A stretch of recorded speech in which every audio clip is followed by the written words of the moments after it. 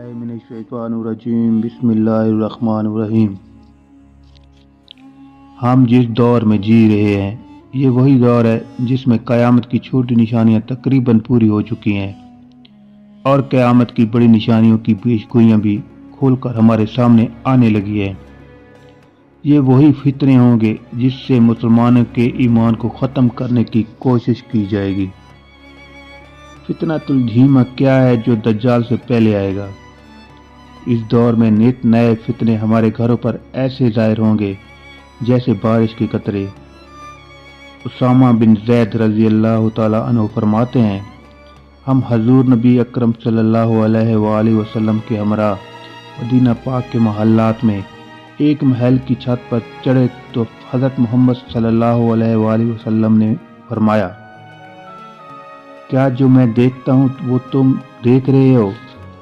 सहाबा कराम अर्ज़गुज़ार हुए, या रसूलल्लाह सल्लल्लाहु अलैहि वसल्लम, हम नहीं देख पा रहे। हजूर सल्लल्लाहु अलैहि वसल्लम ने फरमाया कि मैं आने वाले फितनों को तुम्हारे घरों की छतों पर बारिश के कतरों की मानद गिरता देख रहा हूँ। आज हम जिन फितनों में घिरे हैं, हजूर नबी अकरम सल्लल्लाहु अलैहि वसल्लम की बताई गई अहादीस की रोशनी में कैसे हम अपने ईमान को महफूज रख सकते हैं। सितंबर 11, 2001 जदीद दौर का एक फैसला कुल दिन था जिसने दुनिया को एक नया मोड़ दिया, जिसे आज हम और हमारी नस्ल जानते हैं। इस दिन ने लोगों के दरमियान एक बाउंड्री लाइन खींच डाली। इस बाउंड्री लाइन के एक जानिब वाले लोगों का मानना है कि 9/11 के हमलों में खुद अमरीकी हाथ मुलव्वस है, जबकि लाइन की दूसरी जानिब से सदाएं उठीं कि इन हमलों में उसामा बिन लादेन का हाथ है। मगर जदीद दौर की ये बाउंड्री लाइन इस दौर की ईजाद नहीं। इस बाउंड्री लाइन का जिक्र आज से 1400 साल पहले हमारे प्यारे रसूलुल्लाह सल्लल्लाहु अलैहि वसल्लम ने फरमा दिया था, जहाँ से तारीख इंसानी का सबसे भयानक दौर शुरू होगा।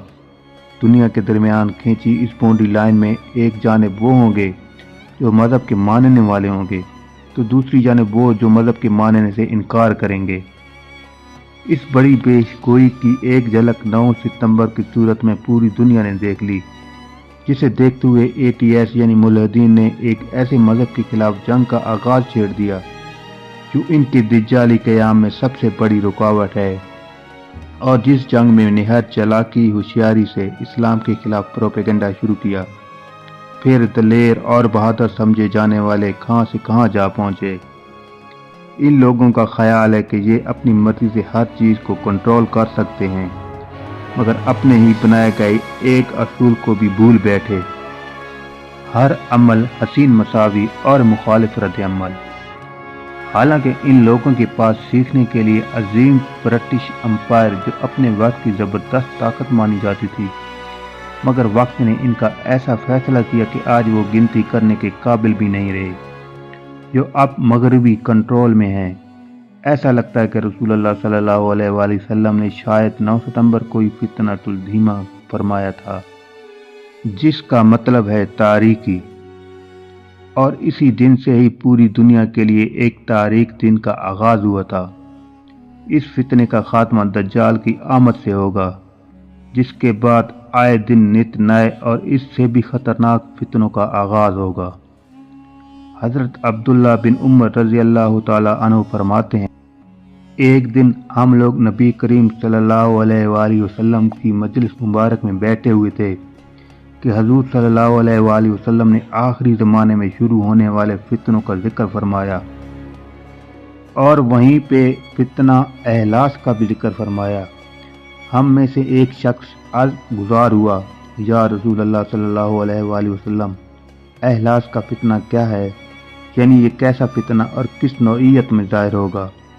हजूर सल्लल्लाहु अलैहि वसल्लम फरमाने लगे, वो भागना और माल का नाहक हासिल करना होगा, जिसका मतलब हुआ लोगों के दरमियान आपस में शदीद बुग़्ज़ व हसद होगा और लोग एक दूसरे से भागेंगे। कोई किसी की सूरत देखने तो कोई किसी के साथ निभाने का रौदार नहीं होगा।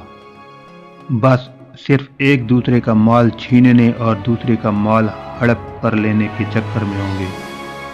اس کے بعد فتنہ سراقہ کا ذکر کیا، جس کی تاریخی اور تباہی ایک ایسے شخص کے قدموں سے نکلے گی، یعنی اس فتنے کا تعلق اس شخص سے ہوگا جو میرے اہل بیت میں سے ہوگا۔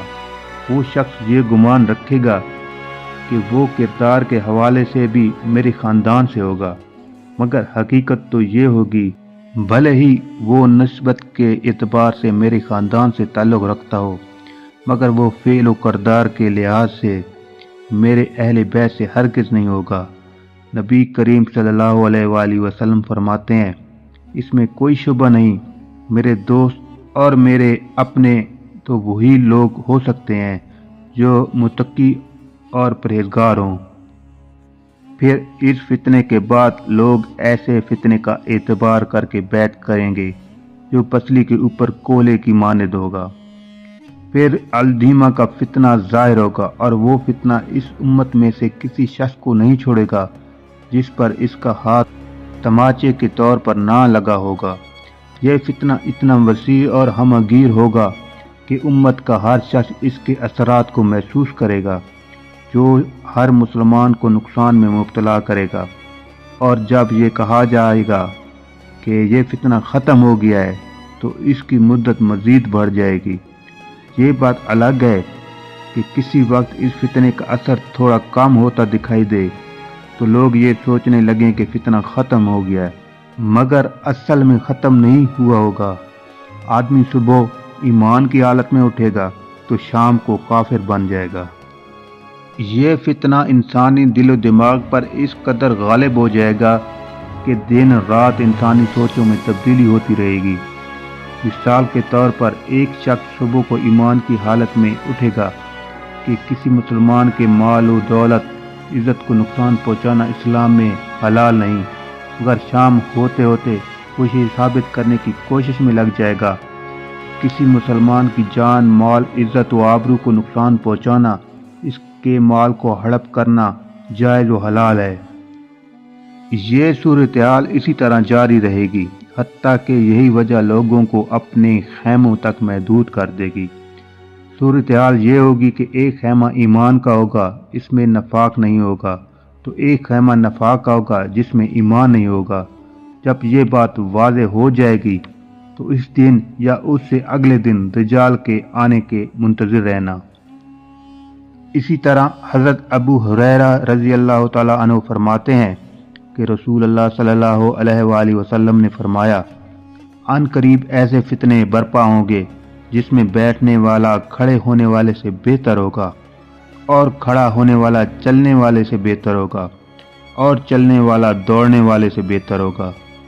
جو ان فتنوں کو دور سے جھانک کر دیکھے گا تو وہ اسے اپنی لپیٹ میں لے لیں گے۔ اس دور میں کسی کو جس جگہ پناہ کی جگہ ملے یا اپنے بچاؤ کے لیے محفوظ جگہ پائے تو اس جگہ میں چلا جائے۔ مزید فرمایا، جو اپنے پاس اونٹ رکھتا ہو وہ اپنے اونٹ سے جا ملے، جس کے پاس بکری ہو وہ اپنی بکری سے جا ملے، اور جس کے پاس زمین ہو تو وہ اپنی زمین پر ہی جا بیٹھے۔ ہم سے کسی نے عرض کیا، اے اللہ کے رسول، اگر ان میں سے کسی کے پاس کچھ بھی نہ ہو تو آپ صلی اللہ علیہ وآلہ وسلم فرمانے لگے، اسے چاہیے کہ اپنی تلوار لے کر اپنی دھار پتھر سے مارتے ہوئے ختم کر دے، یعنی اسے لڑنے کے قابل نہ رہنے دے۔ جو بھی انہیں جہاد میں لڑنے کے لیے کہے تو وہ اس کی بات نہ مانے، کیونکہ جہاد کی لڑائی میں استعمال ہو کر جو بھی اس لڑائی میں مارا گیا وہ اپنا ٹھکانہ جہنم میں سمجھے۔ ناظرین کرام، 9 ستمبر 2001 کو دنیا نے دیکھا کہ کیسے مسلمانوں کو مغربی طاقتوں نے اس فتنے میں ڈال دیا، اور کیسے مسلمانوں کو مسلمان زمین کی حفاظت کے لیے اکسایا کہ وہ اور زیادہ مزاحمت کریں اور دنیا کی نظروں میں وہ اور زیادہ دہشت گرد ثابت ہو جائے، کیونکہ دنیا وہی دیکھے گی جو دنیا کے سامنے پیش کیا جائے گا۔ کیا آج ہم رسول اللہ صلی اللہ علیہ وآلہ وسلم کی اس پیشگوئی کو نہیں دیکھ رہے؟ جہاد کے نام پہ مسلمانوں کو مسلمان سے لڑایا جا رہا ہے، یا مسلمان کے سامنے مسلمانوں کی عزت، مال، جان، آبرو کو کچلا جا رہا ہے، اور مسلمان مذہب کو دہشت گرد کے طور پر پیش کیا جا رہا ہے۔ اللہ تعالی ہمیں اس فتنے سے محفوظ رکھے، آمین۔ امید کرتے ہیں آپ کو ہماری آج کی ویڈیو پسند آئی ہوگی۔ ملتے ہیں اگلی ویڈیو میں، اپنا خیال رکھیے گا، اللہ حافظ۔